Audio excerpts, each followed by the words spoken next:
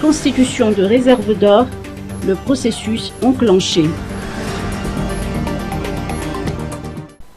Une grande étape de franchie, l'accord de partenariat entre le ministère des Mines et des Ressources stratégiques avec la Banque Foubé Madagascar a été signé hier en Tanarine et pour une durée de 5 ans.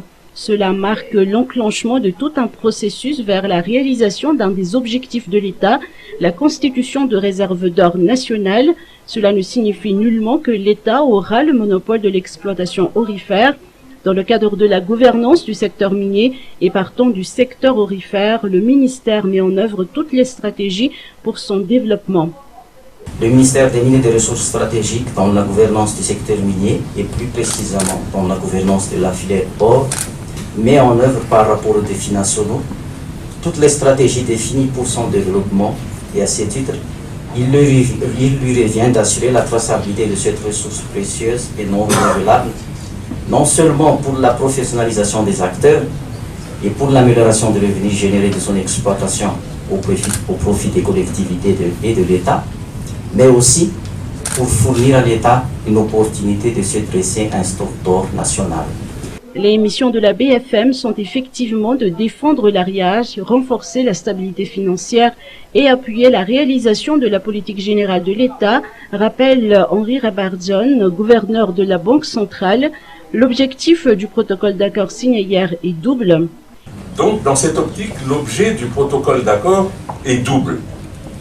La première, c'est l'intégration ou la réintégration, peu importe comment la perspective qu'on prend, mais l'intégration de la filière or dans les recettes, dans la balance des paiements de Madagascar. Ça a l'air d'être un terme un peu barbare, mais c'est juste pour dire que les exportations d'or doivent désormais rentrer dans les finances de l'État au même titre que les autres exportations, que la vanille, que la girofle, que le cacao, bref.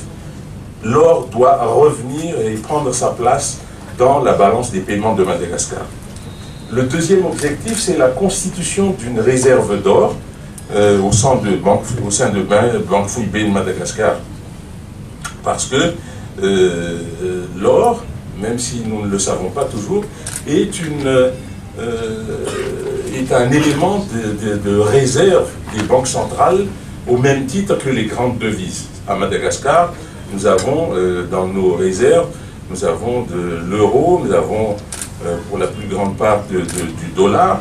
Mais donc l'idée, c'est d'avoir également de l'or parmi les réserves de Banque Foubé de Madagascar pour contribuer à cette stabilité, à cette stabilité de l'ARIAGE. Juste pour vous donner un ordre d'idée, ce n'est pas seulement ici à Madagascar que nous comptons avoir de l'or parmi les réserves, mais la moyenne de réserves d'or dans les banques centrales européennes est de 20%. 20% de leurs réserves sont composées d'or. Il faut aussi procéder à l'affinage de l'or pour qu'il soit au grade de 999 pour 1000 afin que cela puisse être comptabilisé comme réserve. Il est également important de développer une approche plus industrielle de la filière or. Le directeur général des projets présidentiels a rehaussé de la cérémonie d'hier en présence des membres du gouvernement, des élus et de nombreux responsables.